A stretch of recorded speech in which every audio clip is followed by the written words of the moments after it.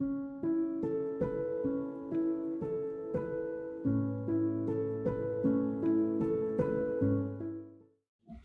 and her husband, Colin, have shared their family's story in support of voluntary assisted dying prior to the WA parliamentary vote last year. In fact, I well remember Liz, whom I hadn't met at that time, speaking in front of Parliament House as part of a few speakers who addressed quite a large crowd of people for a rally principally organised by Go Gentle Australia. Liz's husband Colin provided a video recorded speech as well, and it was very generous and also very powerful that both Colin and Liz were willing to contribute their efforts towards advocating for the passage of the bill, which was then still before the Legislative Council, because Colin was very ill at the time. They are a doctor and nurse team, Colin a doctor, Liz a nurse, and they shared their professional and personal experiences of death and dying with the public and with parliamentarians.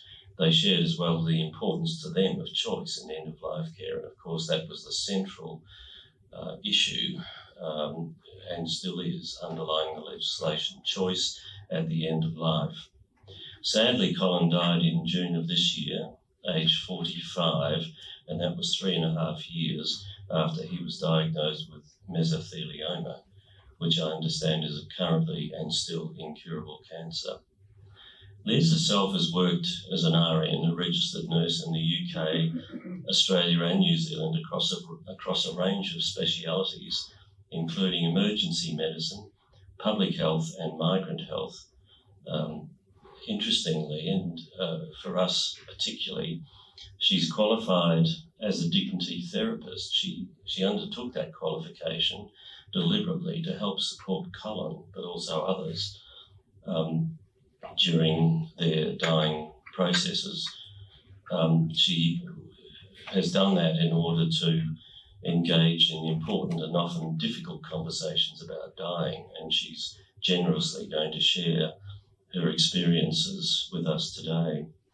Liz is proud that when Colin died, there were no unanswered questions remaining for them or the kids, except perhaps one, and that was, Colin, why didn't you complete your tax return like you promised before you died?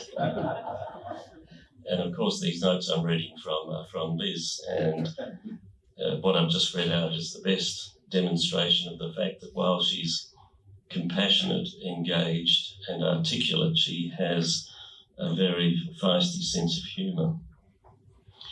Liz would like to apologise in advance for any sweary slip-ups. We're all of a certain age here. I think we'll be able to cope, Liz. Liz claims, however, that her tendency in this direction is a side effect of her Northern English upbringing.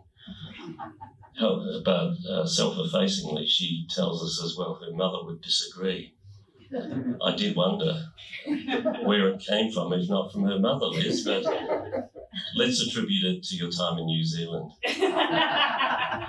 Ladies and gentlemen, can you please welcome Liz Clarke?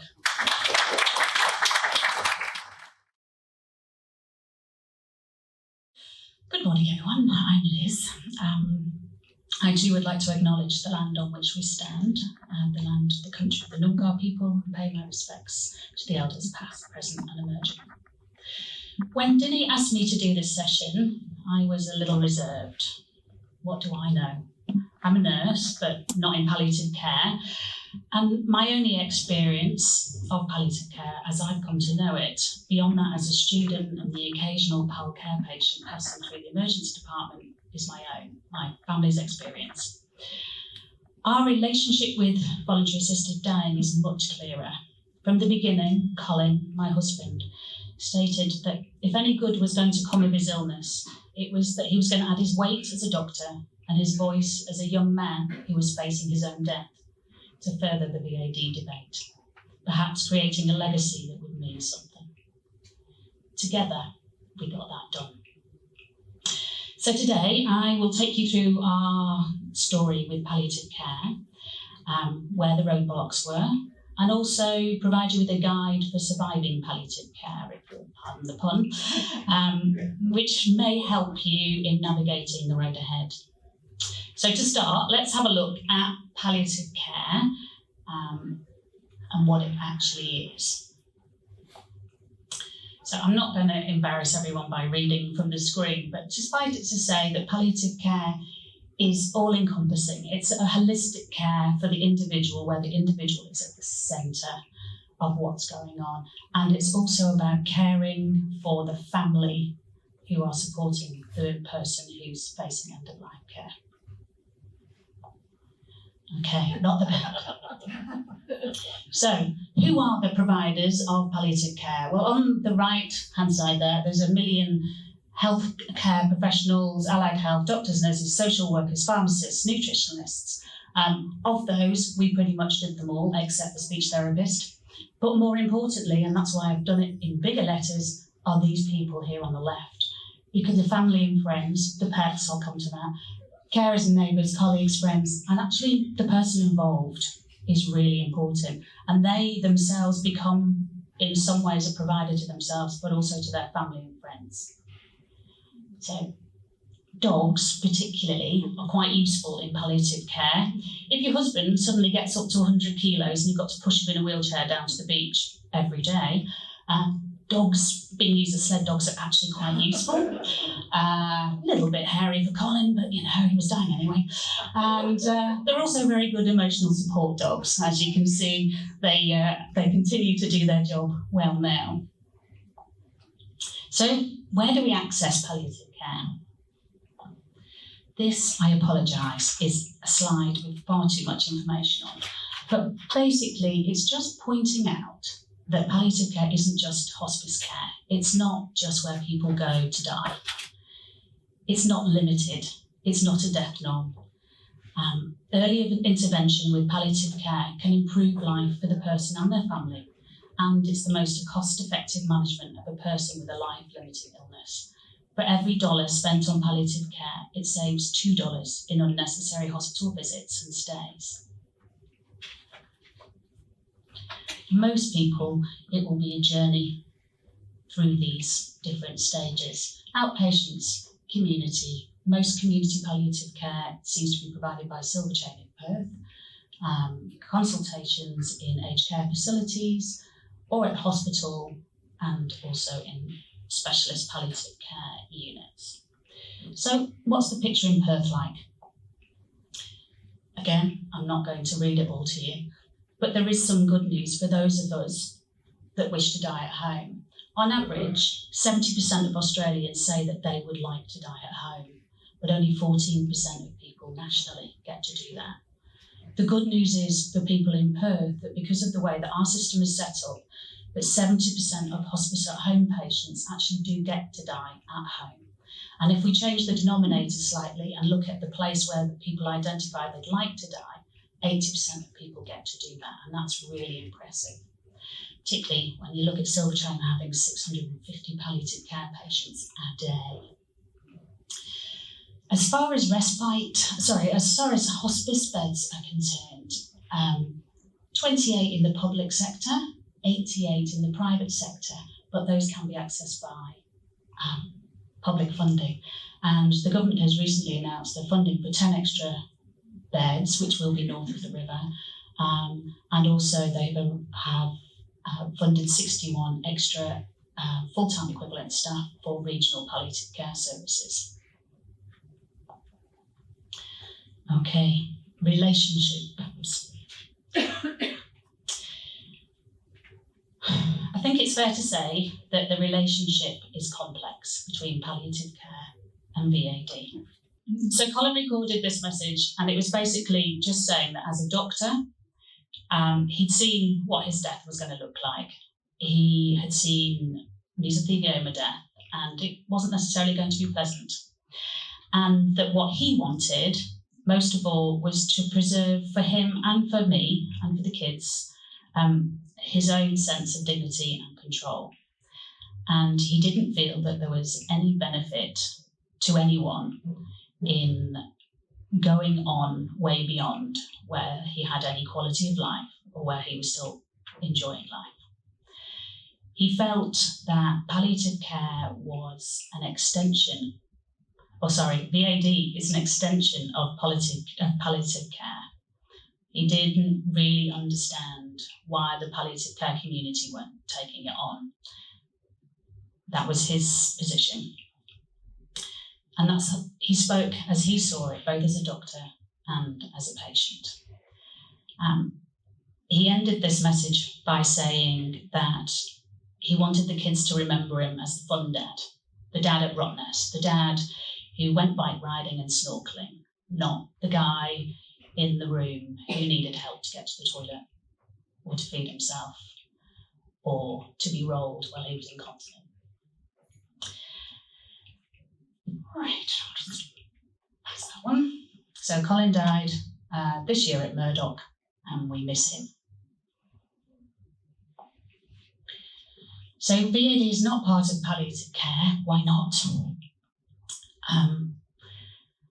It seems to be that a lot of palliative care consultants and organisations don't agree that VAD is part of palliative care, partly because of the WHO definition, so the World Health Organisation, that palliative care is meant to neither hasten or postpone death.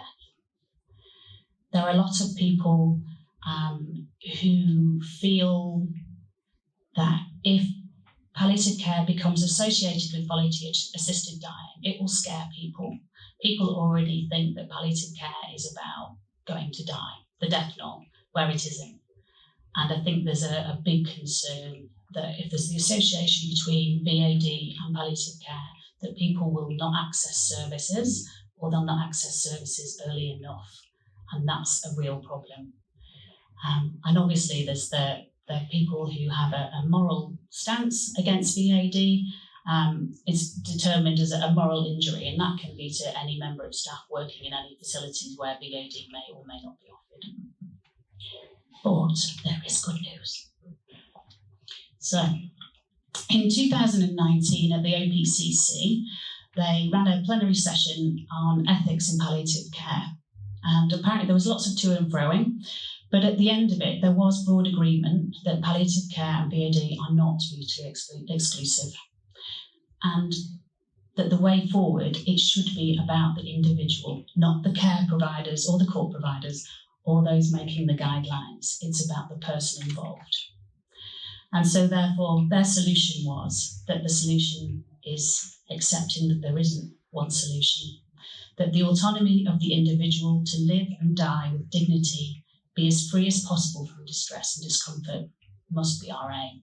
And I think that's a pretty good start.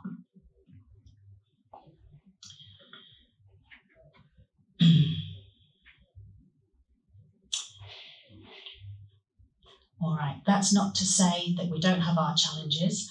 Particularly in Perth, it's not just our geography that can cause a problem, it's the way our system currently runs.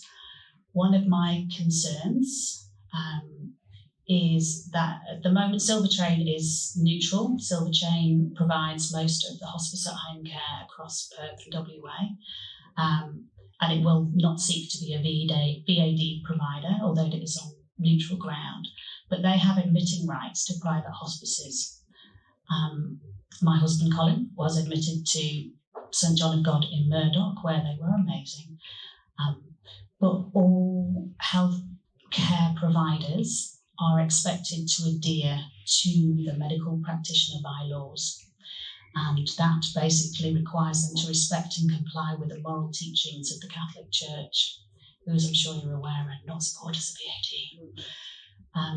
I think that this may cause some problems. And I did actually contact all of the hospices in the Perth region to ask them where their protocols were at, what policies were they putting in place as safeguards. Had they considered about training, but also if people make a request, what's their plan of action? And none of them, they all did reply, but none of them has yet have a policy in place. And considering things are coming in June next year, 1st of July next year, that's not a lot of time, certainly in the policy world. So I think this might be a stumbling block.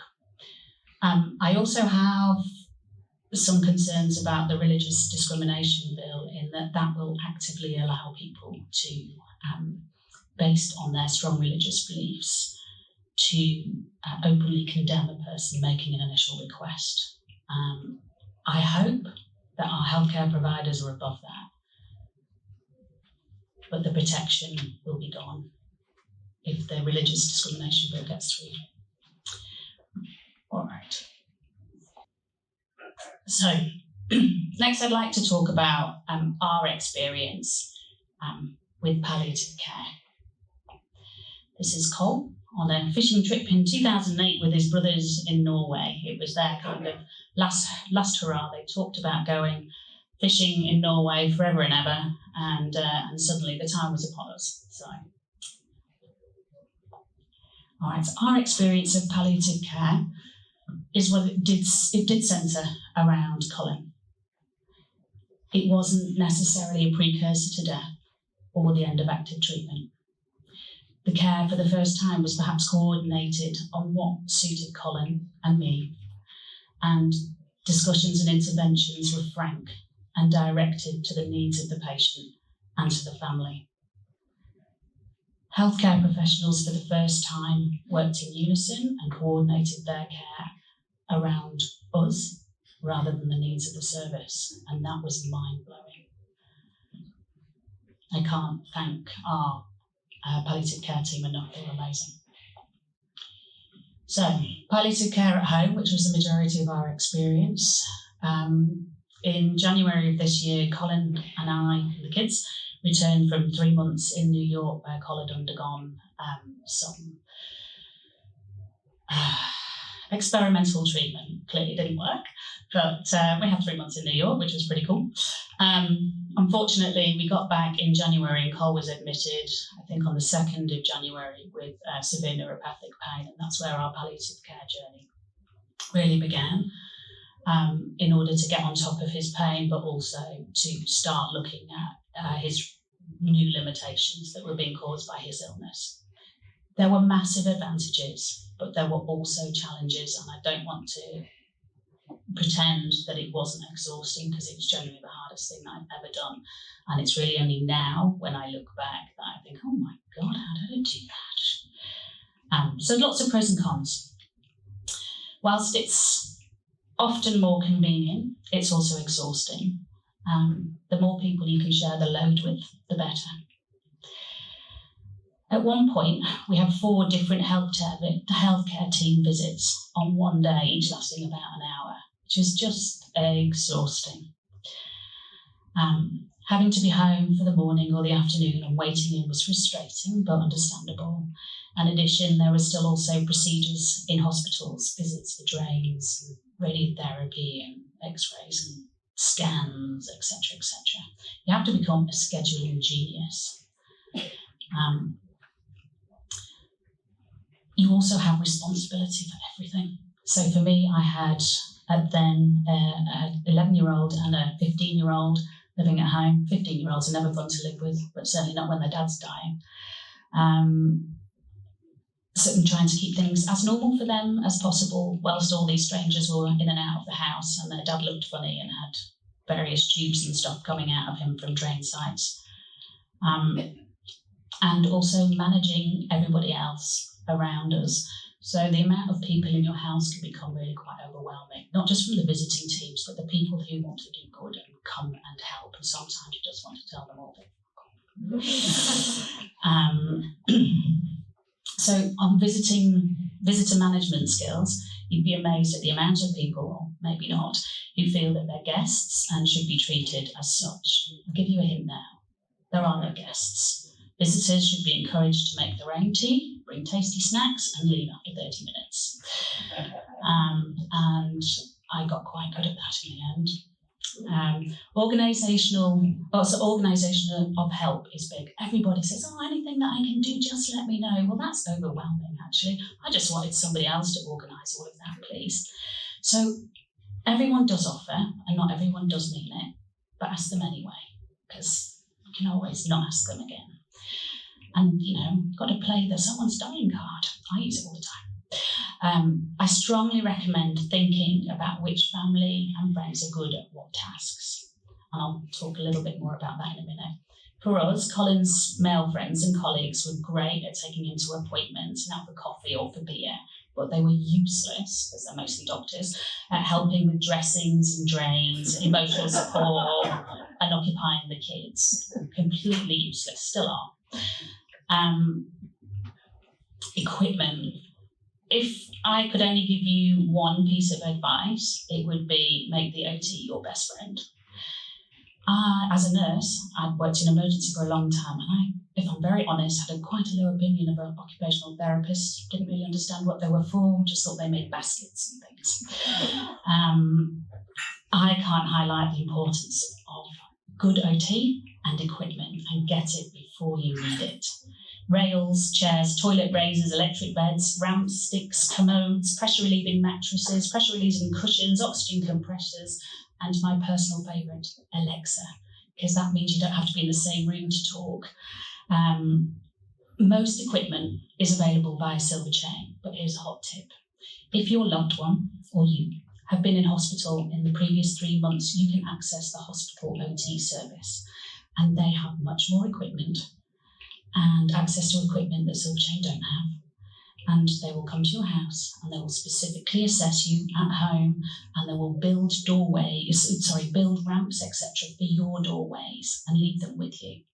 And the best piece of equipment for us overall was a standing electric chair, you know, the ones that kind of tip you out. Once Colin got to the point that he couldn't get off our sofa without me and my son giving him a good hoif, that actually made the difference for him staying at home for maybe another 2-3 months. Because all of a sudden he was able to get himself up. Once he was up, he could go, but getting up was the problem. Disposal of medical waste and laundry. I'm a nurse. I'm kind of used to bits of not nice things. But your bins get very full and your washing machine gets very busy. So ask the council for bigger bins. They deliver them, usually within 2 days.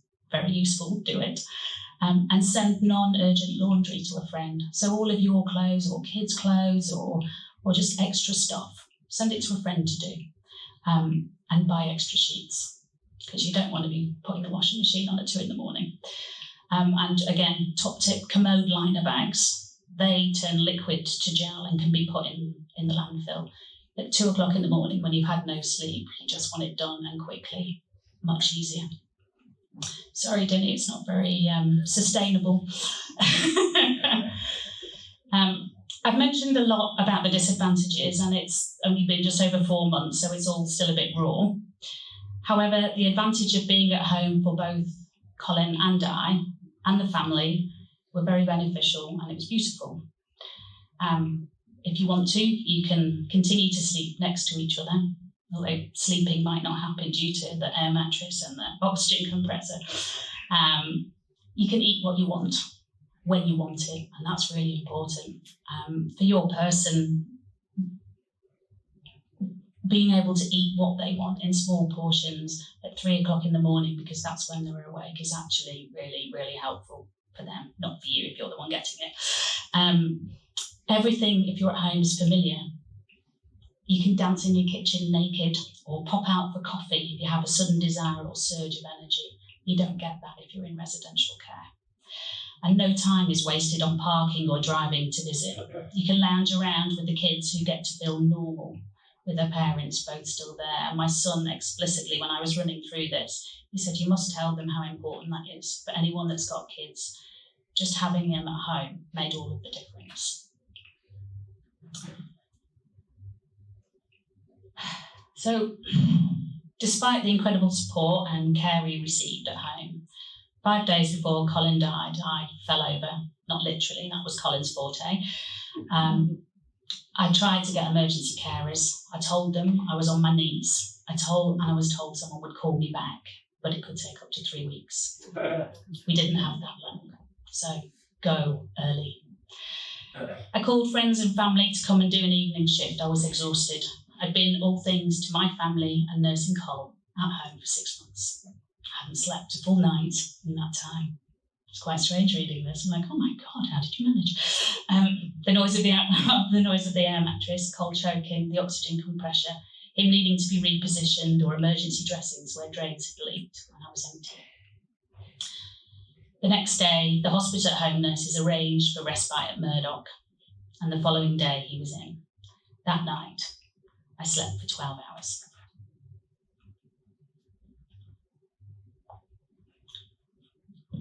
I'd like to I wrote this poem, for want of a better description, when Cole was in his last few days in the hospice. And whilst I am forever grateful for our experience in palliative care, so I'm angry at the inevitability of what's happening. Last week, this lovely man, whilst terminally ill and accepting of the restrictions imposed on his body to cancer, was able to chat to his children, watch movies and eat a simple meal. But the ravages of this cancer are all too apparent. Sorry, just...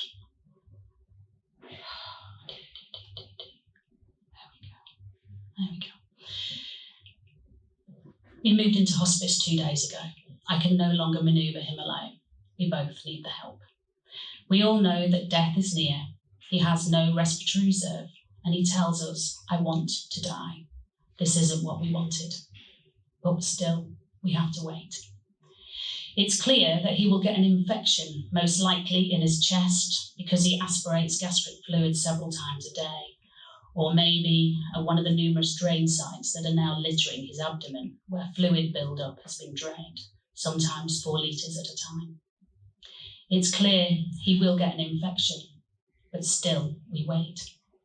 We wait for the infection to take hold, to make him sicker. We wait for delirium and incontinence. It's par for the course. And yet still we wait. We wait for his organs to stop working, for the skin injuries to become more painful. We hear the rattle of sputum. He no longer has the reserve to move it from his lungs. We know it's a good reserve for bacteria, and yet still we wait. We wait for this young man, their father, my husband, both a big and little brother, and son to his anxious parents watching close by. We wait. We wait for all traces of independence to be lost. Dignity and privacy are preserved outside the room.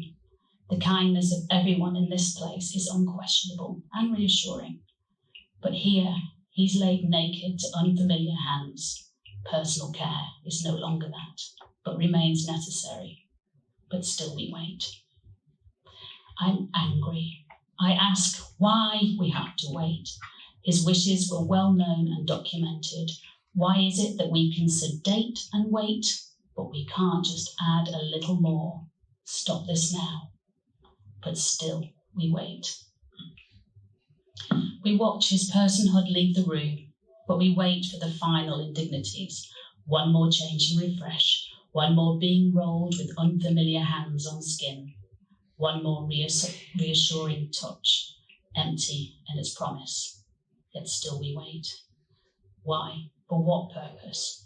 To prolong this inevitable end, to extend the indignities just a little longer. And still we wait.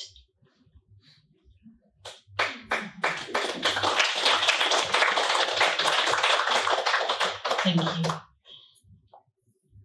I pushed really hard to ensure Colin's wishes were adhered to. I didn't wait for 30 minutes to see if the medication worked, if he was unsettled or distressed. I asked for more. If that wasn't enough, I asked for different or additional medications, and more than once I may have said, you can't make him any worse. I talked, and I asked awkward and impertinent questions, and I'm glad, because at the end it meant there were no questions left unanswered. So just to line up tips on how to get what you need. Polite persistence. I once worked with a nursing sister who said there's 3 P's, darling. Be polite, be persistent, be pleasant, and you'll get what you need. And I have to say, there was no difficulty in being polite. The difficulty was in being persistent, and sometimes you've just got to get your cow on and get out there and do it. And I did. Don't be fobbed off with answers that you're not happy with. Ask for another opinion and another one if you need to. Be honest and upfront. Be clear about your intentions with your family and your healthcare providers. If there's somebody that can't handle the decisions that you're making, let the healthcare staff know that. Doctors are not God, especially not the ones that think they are. All of you. Be reasonable about what can and can't happen. At the end of the day, people will die, people will be late, people have to take time to do things, so try and be reasonable. Invite and revisit conversations, especially hard ones. In my experience, people are very happy to talk about death and dying. They just need permission to do so, and also the language to do so. Ask about alternatives. Is this the time to bring in the arrow route? Whatever, doesn't matter. If you think it might help, ask. Ask for timelines. It's only a guide. No one can be certain about when things will happen, but it helps to keep you feeling like you've got some control. Be very clear about your boundaries. No, I don't want him to go to hospice. Or, yes, he's not coming home, which is what I ended up saying. Consider a patient advocate if you need to. If you're having trouble putting yourself out there, there are professional patient advocates out there, and there's also many sites that you can look at. And please don't wait until you're desperate to get help, because that also takes time.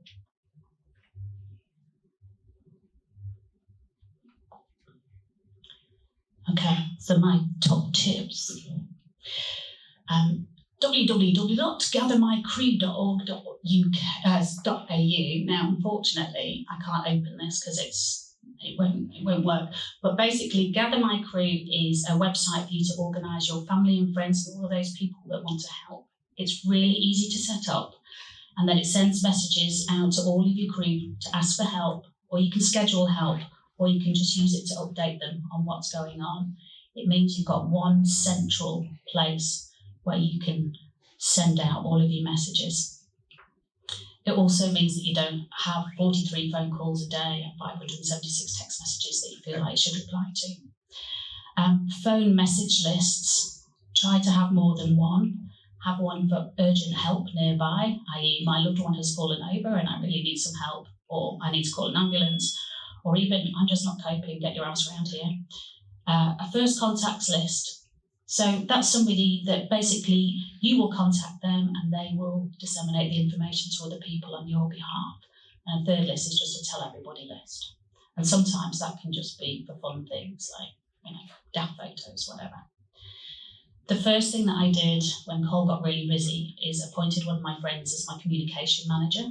She was the first contact list. She was the first person I called to disseminate information, and all other inquiries went through her. She felt that somebody needed to talk to me. She told me to call them. But the amount of stress that kept away from my door was invaluable. Social activities director, that was a really good job for the boys. When Cole was diagnosed, I appointed myself director of positivity, much to his disdain, and one of his friends appointed himself as his social director. And basically he became responsible for starting a men's group, which was basically drinking and poker. But it also took Colin out for a few hours a week, and it gave me a break, and I relied on those hours every single week.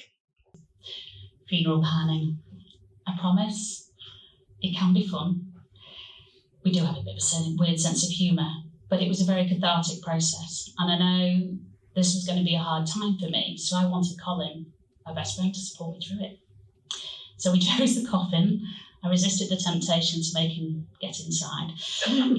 We made a playlist ready for the memorial. He wrote words from him to his family for after his death. We discussed venues and what he wanted to wear. And it was all documented by the funeral director already. And the hospice also knew who to call when it was all over. It saved so much angst. And just as a aside, Dinny's aware that in the same week as my husband died, my dad decided to fall and have a heart attack and die as well. It's very, very bad timing. And I think, so my mum and I are grieving widows together. I'm the more attractive of the two. And the difference in our funerals and how we could approach them is astounding, because my mum just had to start from the top. And it was really hard, and every decision was heartbreaking and hand-wringing, whereas for me, everything was already done, and I could actually farm a lot of it out to other people as well. You take the clothes, I don't want to do that. Please don't wait, go early. I constantly tried to organise in advance so we weren't left stranded. As soon as we had difficulty getting up at the sofa, we got the lift and tip chair. And it did mean that we could stay home, and it did mean that I didn't go quite so mad quite so quickly. So I have a wish list, and it looks suspiciously like the PAL Care submission to the Joint Elected Committee. And this is funny, because I was writing it and then I read that document and went, oh, handy. So navigators for all complex patients. We know that VAD will have navigators. My feeling is anybody entering palliative care, but really even way before that, needs a navigator. Having sat on both sides of the desk, health professional and patient, the system is neither streamlined or communicative. It could be so much better. A navigator could act as a central point, ensuring that the person's best interests are the pivot point and not the scheduling clerk. Support for carers, it needs to be linked in early and paperwork submitted early with regular check-ins. And you need to be encouraged to utilise respite. I waited until I was on my knees. I shouldn't have done. Early proactive intervention by word of health. A lot of services flow to us because we knew how to navigate the system. We knew what to ask for and we knew who to ask it from. And we knew when to not to take no for an answer. A lot of people don't have that. So I would really like to see that allied health professionals are involved more early in care. And language, lastly. Please, let's teach our healthcare workers to talk about death and dying. Demystify death. We all do it. And that. Oh, yeah. Make sure your bloody tax returns